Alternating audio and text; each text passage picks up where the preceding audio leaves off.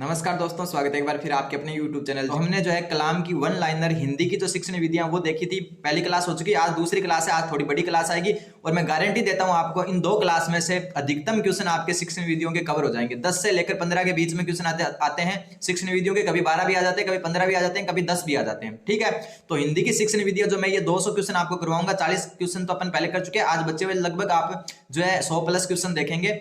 तो इनमें से लगभग चांस में अधिकतम क्वेश्चन आपके आ जाएंगे। ठीक है, और जो स्टूडेंट नए वो सब्सक्राइब जरूर करते हैं। मेरे वाला जो है वन लाइनर क्वेश्चन है, लेकिन अधिकतम क्वेश्चन जो है ना, आप ये मान लो कि अगर 10 क्वेश्चन आए ना तो इन दोनों क्लासों में लगभग 7 से 8 क्वेश्चन आपको मिल जाएंगे। ठीक है, क्वेश्चन है आगमन विधि में शिक्षण कार्य क्या होता है। तो आगमन जो विधि होती है ना, ये होती है आपकी मनोवैज्ञानिक विधि। कौन सी विधि होती है? मनोवैज्ञानिक विधि होती है, ध्यान रखना। और इसमें जो शिक्षण कार्य है ना आपका, वो होता है उदाहरणों द्वारा नियमों का निर्धारण। मतलब उदाहरण से नियम की ओर। क्या होता है? उदाहरण से नियम की ओर होता है, उदाहरण से नियम की ओर। तो ध्यान रखना, आगमन विधि आपकी मनोवैज्ञानिक होती है और आगमन विधि में उदाहरणों द्वारा नियमों का निर्धारण होता है, या हम कह सकते हैं उदाहरण से नियम की ओर चलती है। फिर वाक्य विश्लेषण के शिक्षण हेतु उपयुक्त विधि। तो जो वाक्य विश्लेषण है, बात यहाँ विश्लेषण की हो रही है, तो वाक्य विश्लेषण के लिए आगमन विधि जो है सबसे बेस्ट विधि है, क्योंकि उदाहरण से नियम की ओर मतलब जो एक मनोवैज्ञानिक विधि है जिसमें हम जो विश्लेषण करके जो उदाहरणों से नियम की ओर जाते हैं। तो जो वाक्य विश्लेषण है उसके लिए भी जो उपयुक्त विधि है वो आपकी है आगमन विधि। ठीक है, फिर आगमन विधि के रूप कौन कौन से हैं? तो आगमन विधि होती है दो प्रकार की, एक प्रयोग प्रणाली और एक सहयोग प्रणाली। दोनों ध्यान रखने इंपॉर्टेंट बनती है और अधिकतम क्वेश्चन इन क्लासों से कवर हो जाएंगे आपके। तो आगमन विधि जो है दो प्रकार की होती है, पहली है प्रयोग प्रणाली और दूसरी है सहयोग प्रणाली। फिर आगमन विधि है तो ऊपर बात कर चुके हैं, मनोवैज्ञानिक विधि है। एक इसके जो अपोजिट में होती है निगमन विधि। कौन सी विधि? निगमन विधि। ठीक है, निगमन विधि इसका जस्ट उल्टा होती है। जैसे इसमें हम जो उदाहरणों से नियमों की ओर जाते हैं, तो निगमन विधि में हम नियम से उदाहरण की तरफ जाएंगे। कहां से? नियम से उदाहरण की तरफ जाएंगे, नियम से उदाहरण की तरफ जाएंगे। और ये आपकी अमनोवैज्ञानिक विधि होती है। क्या होती है? अमनोवैज्ञानिक विधि होती है। तो ये जो है निगमन विधि जो है आगमन की उल्टी होती है। ठीक है, फिर देखो किस विधि के अंतर्गत शिक्षक पहले नियम बताता है, देखो, और तत्पश्चात जो है उदाहरण प्रस्तुत करता है। तो अभी हम बात कर चुके हैं नियम से उदाहरण की तरफ कौन सी विधि जाती है? निगमन विधि। ठीक है, सबसे पहले शिक्षक नियम बताएगा और उसके बाद हम जो है नियम से उदाहरण की तरफ जाएंगे, तो उत्तर हो जाएगा आपका निगमन विधि। ठीक है, फिर देखो निगमन विधि के दो रूप। देखो निगमन विधि के दो रूप कौन कौन से हैं? एक सूत्र प्रणाली और एक पाठ्य पुस्तक प्रणाली। तो ये जो इंपॉर्टेंट बनता है ना, वो बनता है, देखो, एक तो आगमन विधि के दो रूप और एक जो निगमन विधि के दो रूप। आगमन विधि के दो रूप कौन कौन से होते हैं? प्रयोग प्रणाली और सहयोग प्रणाली। और निगमन विधि के दो रूप कौन कौन से होते हैं? सूत्र प्रणाली और पाठ्य पुस्तक प्रणाली। मोस्ट इंपोर्टेंट चीज है, ध्यान रख लेना। नोट करना है तो नोट भी आप कर सकते हो। फिर आती है निगमन विधि। क्या है? तो निगमन विधि में आपको पहले ही बता चुका, निगमन विधि जो है आपकी वो है अमनोवैज्ञानिक विधि और आपकी आगमन विधि है वो है मनोवैज्ञानिक। तो इसका भी ध्यान रखना। अमनोवैज्ञानिक का मतलब हो गया इसमें जो है ना छात्र को कम मेहनत करनी पड़ती है, कम मेहनत करनी पड़ती है, कम मेहनत करनी पड़ती है। जो है करके सीखने का सिद्धांत फॉलो नहीं होता, करके सीखना जो है ना, करके सीखना वो इसमें जो है फॉलो नहीं होता, इसलिए ये अमनोवैज्ञानिक विधि है। फिर भाषा शिक्षण की जो सूत्र विधि है उसका मूल स्रोत कौन सी भाषा है? तो सूत्र विधि है, इसका मूल स्रोत है आपका संस्कृत भाषा। ये हिंदी की शिक्षण विधियों में आती है, ध्यान रखना सूत्र विधि। और सूत्र विधि मूल रूप से कहां से आई है? संस्कृत भाषा से आई है। फिर व्याकरण शिक्षण द्वारा शिक्षण प्रणाली में किस प्रणाली को सुग्गा प्रणाली कहा जाता है? सुग्गा प्रणाली का मतलब हो गया एक प्रकार से अनुकरण प्रणाली। क्या हो गया? अनुकरण प्रणाली। सुग्गा मतलब क्या हो गया? तोता। और तोता क्या होता है? रटने वाला होता है। तो ये विधि एक प्रकार से क्या हो गई?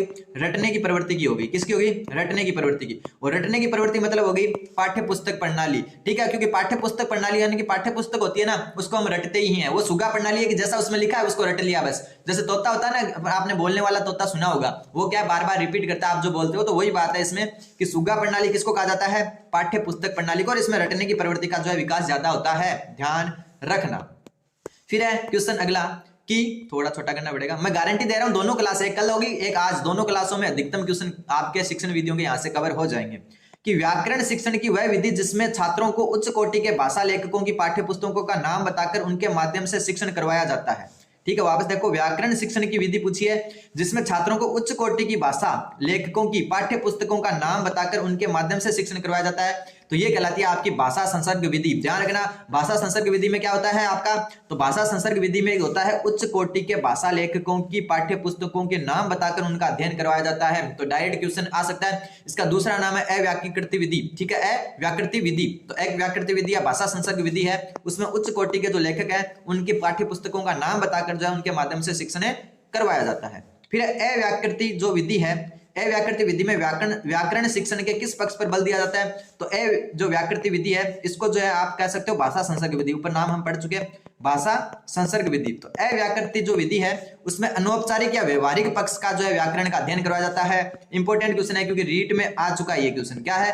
रीट में ये क्वेश्चन आ चुका है कि जो आपकी भाषा संसर्ग विधि है उसमें किस प्रकार के व्याकरण का जो है अध्ययन करवाया जाता है? तो व्यवहारिक पक्ष का या अनौपचारिक पक्ष का। ठीक है, व्यवहारिक पक्ष या अनौपचारिक पक्ष भाषा संसर्ग विधि में जो है व्याकरण का जो है कौन से व्याकरण का अध्ययन करवाया जाता है? अनौपचारिक या व्यवहारिक।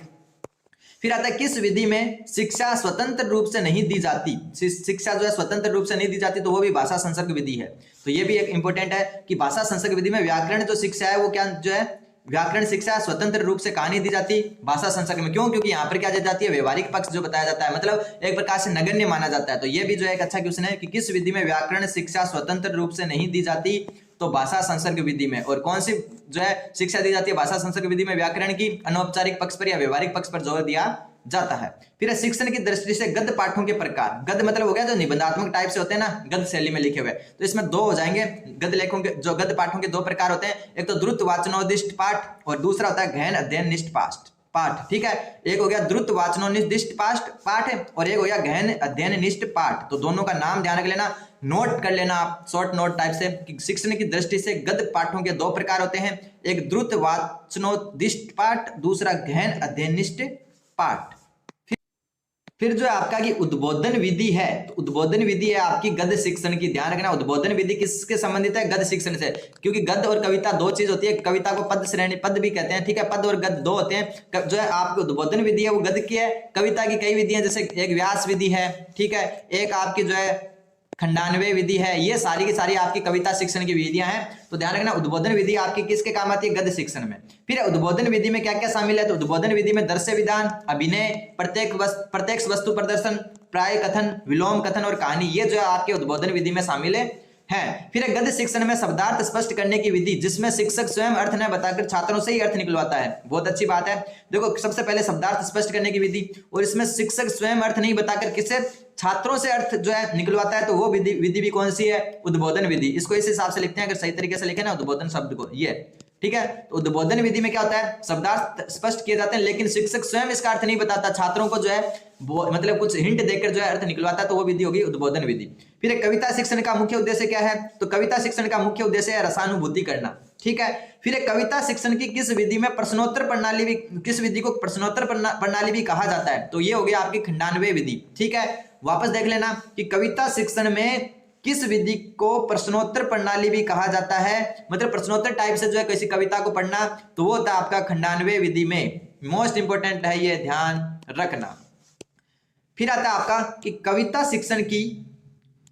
शिक्षण की किस प्रणाली के अंतर्गत किसी कविता को समझाने के लिए उसके समान भाव वाली या विरोधी भाव वाली दूसरी कविता प्रस्तुत करके तुलनात्मक अध्ययन कराया जाता है। तो ये तो जो है प्रश्न में ही उत्तर हो गया, तुलना विधि। ठीक है, प्रश्न में ही उत्तर हो गया कि सबसे पहले तो कहाँ हो गया कि कविता को समझाने के लिए उसके समान भाव वाली या विरोधी भाव वाली दूसरी कविता से तुलनात्मक अध्ययन। तो विधि कौन सी होगी आपकी? तुलना विधि। फिर आपकी किस विधि में शिक्षक कथावाचक का स्थान ग्रहण करते हुए प्रसंग की व्याख्या करता है? तो वह हो गई व्यास विधि। और व्यास विधि आपकी पता ही, अभी ऊपर बता चुका मैं, कविता शिक्षण की विधि है। ठीक है, तो किस विधि में जो शिक्षक है वो एक कथावाचक का स्थान ग्रहण करता है और पूरी की पूरी कविता को प्रसंग के साथ व्याख्या करता है, तो वो हो गई आपकी व्यास विधि। फिर आता है आपका कि किस विधि में अध्यापक स्वयं ही नाटक का वाचन करता है तथा उसके वाचिक अभिनय में पात्रों के अनुकूल ही भाषा में उतार चढ़ाव होता है। मतलब जो अध्यापक, जैसे अपन पाठ पढ़ते हैं उसमें होता है ना कि पहले नाम लिखा होता है राम, फिर राम ये शब्द बोलता है। अपने जो छोटी क्लासों में देखा भी होगा, जब हम 8वीं 9वीं क्लास में थे तब मतलब जो है कोई मान लो हिंदी में पाठ आता था जिसमें कई जो है पात्र होते थे, राम, राम की माँ, राम की बहन। तो हम जो है सर या मैडम क्या करते थे, 3 जनों को खड़ा कर देते थे, एक को राम बना देते थे, राम वाली लाइन वो पढ़ता था, एक को जो है श्याम बना देते थे, श्याम वाली लाइन वो पढ़ता था। तो वही विधि है, लेकिन इसमें यह कहा गया कि इसमें अध्यापक ही जो है नाटक का वाचन करता है, छात्रों को खड़ा नहीं करता। तो ये होती है आदर्श नाट्य विधि। ठीक है। फिर रंगमंच अभिनय विधि है। रंगमंच अभिनय विधि होती है नाटक की। ठीक है, रंगमंच आपको पता है किसको कहते हैं? मंच को। और मंच पर क्या होते हैं? नाटक होते हैं। तो रंगमंच अभिनय विधि किसकी विधि है? नाटक की विधि। फिर आती है आपका कि नाटक शिक्षण की वह विधि जिसमें छात्र कक्षा कक्ष में नाटक के पात्रों के संवादों का वाचिक अभिनय करते हैं। अभी मैंने बोला था ना कि जैसे किसी भी पाठ में 3 कैरेक्टर हैं, राम, श्याम और मोहन, तो 3 लड़कों को खड़ा कर दिया मैडम ने कि राम, श्याम और मोहन, और जो है आप क्या करेंगे, फिर एक राम के जो लिखी हुई है ना लाइन पाठ में, वो राम का पात्र बोलेगा, श्याम के श्याम का पात्र। अभी ऊपर बात कर चुके हैं, उसको कहते हैं कक्षा अभिनय विधि, मोस्ट इंपोर्टेंट विधि बनती है, ठीक है। फिर किस विधि को पथ प्रदर्शक विधि भी कहा जाता है, तो पथ प्रदर्शक विधि होती है मंत्रणा विधि, ठीक है। मंत्रणा विधि को पथ प्रदर्शक विधि भी कहा जाता है। फिर पंचपदी विधि किसकी देन है, तो आपको पता है हर्बट की पंचपदी, ठीक है। पंचपदी जो विधि है वो किसकी देन है, हर्बट की। ये क्वेश्चन तो आ चुका है कई बार। तो पंचपदी विधि किसकी है, हर्बट की है। फिर है संघटना परक विधि का अन्य नाम क्या है, तो संघटना परक विधि का अन्य नाम है आपका सेना विधि। जो भी चीज आपको नहीं लगे नोट कर लेना। फिर संश्लेषण विधि में सिखाने की प्रक्रिया है, एक जो है ध्यान रखना, संश्लेषण जो विधि होती है ना उसमें शिक्षा जो सिखाने की प्रक्रिया उसका क्रम ध्यान रख लेना। सबसे पहले वर्ण सिखाए जाते हैं, वर्ण से शब्द बनते हैं और शब्द से फिर वाक्य। तो वर्ण शब्द वाक्य जो है ये संश्लेषण विधि के सिखाने की क्या है, प्रक्रिया है। फिर विश्लेषणात्मक विधि में शिक्षण होता है, तो विश्लेषणात्मक विधि में शब्द से वर्ण। अभी जैसे अपन ने आगमन निगमन पढ़ा था ना, वैसे ही 2 विधियां और होती है, एक तो होती है संश्लेषणात्मक, ठीक है, संश्लेषणात्मक विधि, और एक होती है आपकी विश्लेषणात्मक विधि, विश्लेषणात्मक विधि, ठीक है। ये दोनों भी एक दूसरे की क्या होती है, उल्टी होती है, एक दूसरे की उल्टी। जैसे आगमन निगमन उल्टी होती है ना, वैसे ये दोनों भी होती है। देखो संश्लेषण में अपन ने क्या बोला कि सबसे पहले वर्ण, वर्ण से शब्द और शब्द से वाक्य, और इसमें उल्टा होता है। विश्लेषणात्मक में क्या होता है, शब्द से वर्ण, यानी कि उनका विश्लेषण किया जाता है छोटे छोटे भागों में बांटकर, शब्दों को छोटे भागों में बांटकर उनका विश्लेषण किया जाता है। तो संश्लेषण में तो वर्ण से शब्द और शब्द से क्या बन गए, वाक्य, और विश्लेषण में उल्टा हो जाएगा, शब्द से वर्ण बन रहे हैं। तो ये भी आपको ध्यान रखनी है, एक दूसरे की उल्टी होती है, संश्लेषणात्मक और विश्लेषणात्मक, ठीक है। फिर आती कौन सी विधि अपेक्षाकृत वे साधन मानी जाती है, वे साध्य मतलब होती है, वे साध्य मतलब होती है खर्चीली विधि। खर्चीली विधि कौन सी मानी जाती है, मतलब कौन सी विधि अपेक्षाकृत वे साध्य मतलब खर्चीली, पैसे ज्यादा लगते हैं, तो होती है भाषा यंत्र विधि। ध्यान रखना, इंपॉर्टेंट बनता है, भाषा यंत्र विधि जो खर्चीली विधि मानी जाती है। फिर द्विभाषी पद्धति है, तो अनुवाद विधि। अनुवाद जैसे इंग्लिश, द्विभाषी का मतलब हो गया 2 भाषाओं का प्रयोग करते हैं, जैसे संस्कृत को हिंदी में पढ़ाते हैं या इंग्लिश को हिंदी में भी पढ़ाते हैं ट्रांसलेट करके, तो वो होगी अनुवाद विधि, ठीक है। फिर आपका अगला एक जो है आपका कथन है, वो किसने कहा, वो बताना है कि कहानी एक ऐसा रमणीय उद्यान नहीं है जहां भांति भांति के बेल बूंटे सजे हुए हैं, बल्कि एक ऐसा गमला है जिसमें एक पौधे का माधुर्य अपने समुन्नत रूप से दृष्टिगोचर होता है। ये कथन किसका है, मतलब कुल मिलाकर इनका क्या कहना था, कहानी जो है ना वो एक रमणीय उद्यान नहीं है जहां भांति भांति के बेल बूंटे हैं, वहां पर एक ऐसा गमला है जिसे एक पौधे का माधुर्य अपने समुन्नत रूप में दृष्टिगोचर होता है। और ये बात कही थी मुंशी प्रेमचंद ने, ध्यान रखना।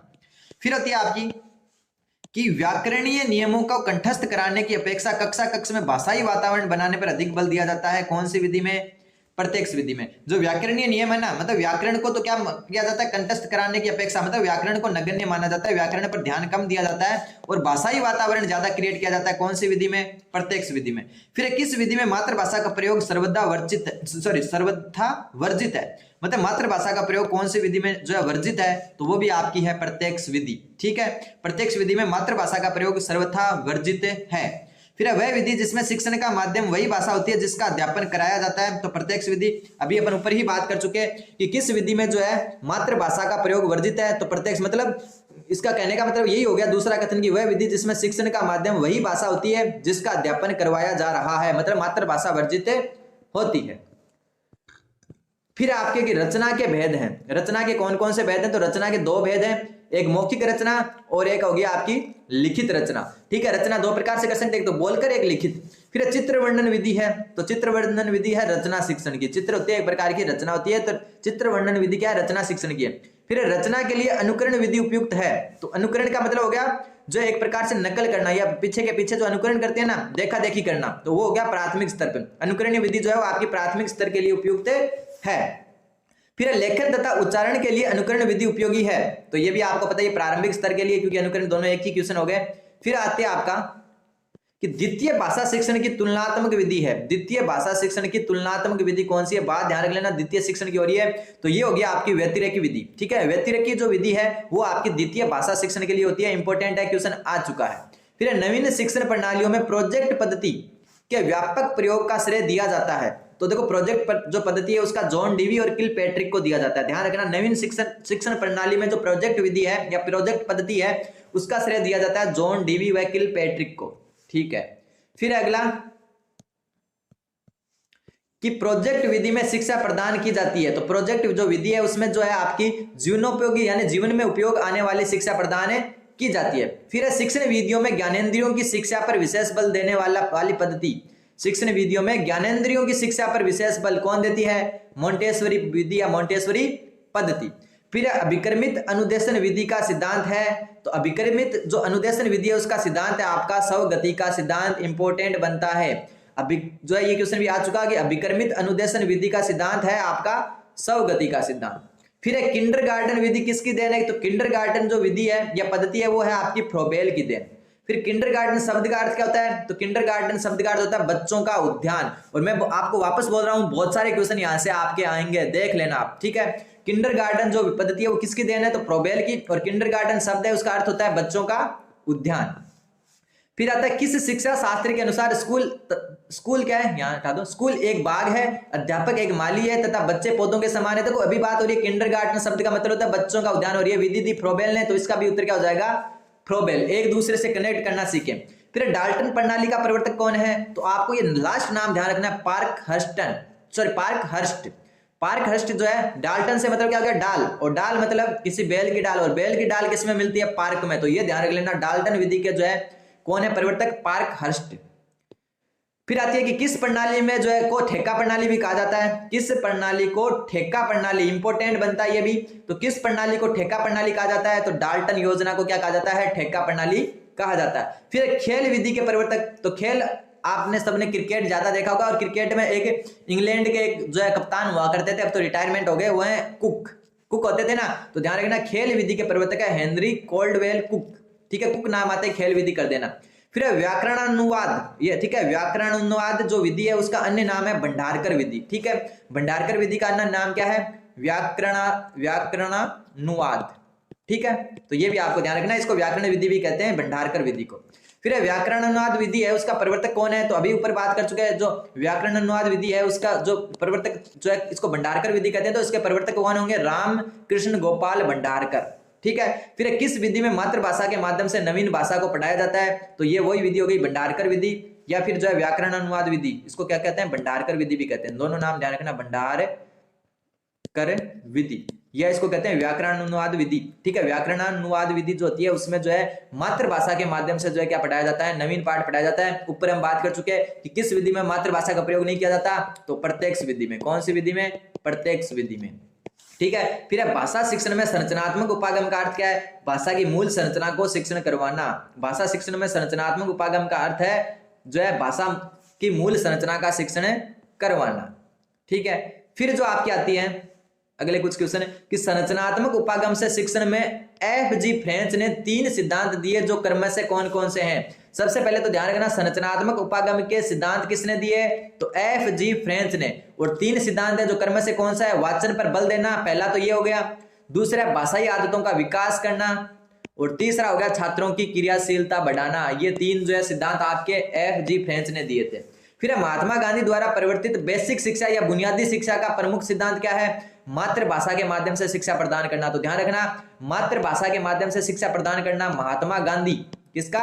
महात्मा गांधी जो है उनके द्वारा प्रवर्तित बेसिक शिक्षा या बुनियादी शिक्षा उसका प्रमुख सिद्धांत है। फिर पाठ्य पुस्तक यानी पुस्तक के बाह्य गुण कौन कौन से हैं जो बाहरी रूप से होते हैं? सबसे पहले पुस्तक का आकार, उसका मुख पृष्ठ होता है कवर, ठीक है। उसका मूल्य, उसका शीर्षक, जो भी उसकी हेडलाइन होती है वो जिल्द यानी बाइंडिंग, उसका जो है कवर में जो मतलब अच्छे तरीके से जो है ना अच्छे से बाइंडिंग यानी कि चिपकाई हुई सही से, पेज उखड़े हुए तो नहीं है, ये सारे आपके पाठ्य पुस्तक के बाह्य गुण होते हैं। फिर पाठ्य पुस्तक के आंतरिक गुण कौन कौन से होते हैं? तो पाठ्य पुस्तक के आंतरिक गुण होते हैं आपके विषय वस्तु, विषय विविधता, भाषा शैली, चित्रों का प्रयोग, अभ्यास प्रश्न, स्वदेशिता, उपयोगिता, रोचकता, व्यवहारिकता, मौलिकता एवं नवीनता का समावेश। ये सारे आंतरिक गुण होते हैं। अंदर क्या लिखा हुआ है, क्या भाषा शैली है, कैसी भाषा है, क्या अभ्यास प्रश्न है, क्या रोचकता है, क्या व्यवहारिकता है, ये सारे आंतरिक गुण होते हैं। और ये कवर होना, आकार, कीमत, एक इसमें जो है मूल्य हो गया ना, ये रहा मूल्य की वस्तु की कीमत क्या, ये सारे बाह्य गुण के अंतर्गत आते हैं।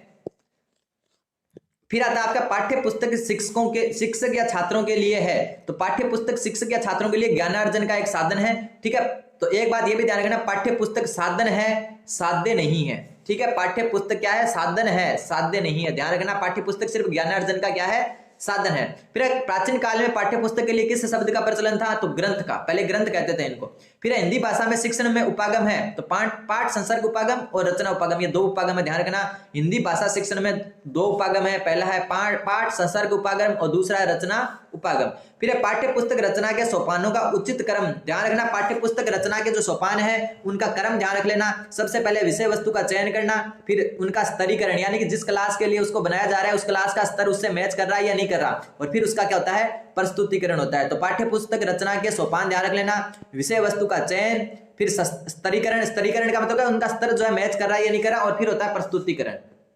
फिर निदान का महत्व नगण्य है यदि, निदान क्या होता है? जो है कारणों का पता लगाना, अधिगम संबंधी जो है अधिगम कठिनाइयों के कारणों का पता लगाना, इसमें जो है इसका महत्व नगण्य है यदि उसके अनुसार बच्चों का जो है उपचार नहीं किया जाए। मतलब सबसे पहले निदानात्मक होता है, निदान में कारणों का पता लगाया जाता है, फिर होता है उनका उपचार। लेकिन अगर जो है उनके उपचार सही से नहीं किया जाता है ना, तो फिर जो है निदान का महत्व क्या हो जाता है? नगण्य हो जाता है। फिर वाचन संबंधी निदानात्मक परीक्षा के परिणामों में किसने महत्वपूर्ण कार्य किए?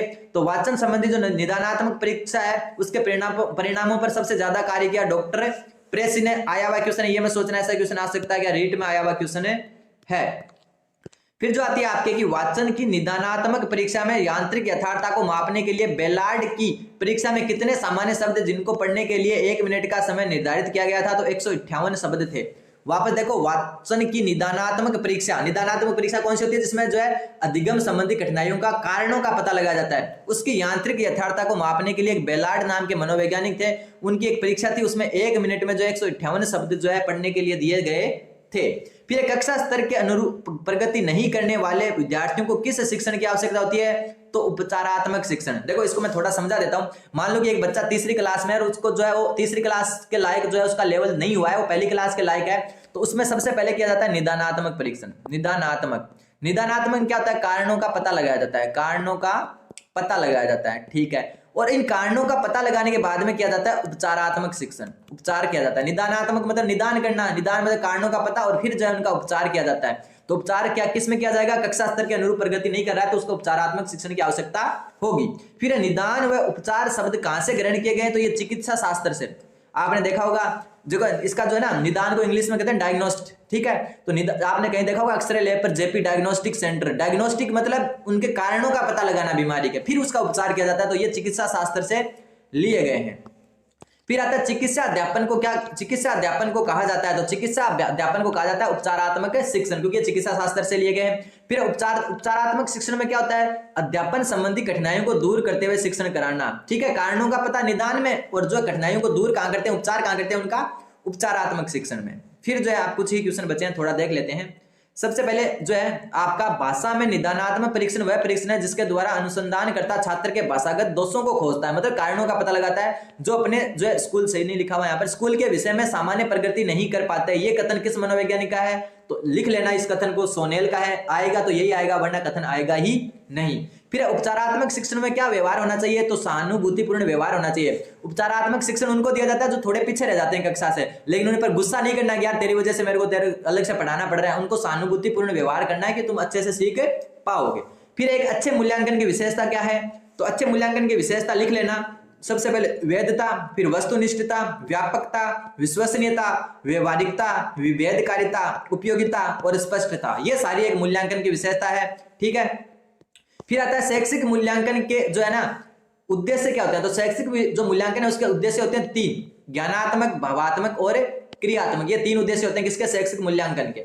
फिर मूल्यांकन प्रक्रिया को त्रिमुखी बताकर त्रिकोण के रूप में किसने प्रस्तुत किया? तो ये जो तीनों है ना, इसको त्रिकोण या जो आयामी बता के त्रिमुखी बताकर जो है BS ब्लूम, ठीक है, ध्यान रखना, BS ब्लूम ने जो है ज्ञानात्मक, भावात्मक और क्रियात्मक 3 उद्देश्य बताए। फिर जिस उद्देश्य के लिए परीक्षण तैयार किया जाता है यदि वह उसकी पूर्ति करता है तो वह परीक्षण क्या कहलाता है? तो वैध परीक्षण। मतलब वैध का मतलब हो गया कि जिस चीज के मापने के लिए उसका जो है प्रयोग किया जा रहा है, अगर वो चीज माप लेता है वो, तो वो कहलाता है आपका वैध परीक्षण। फिर मूल्यांकन का क्षेत्र परीक्षण से होता है विस्तृत होता है, ठीक है।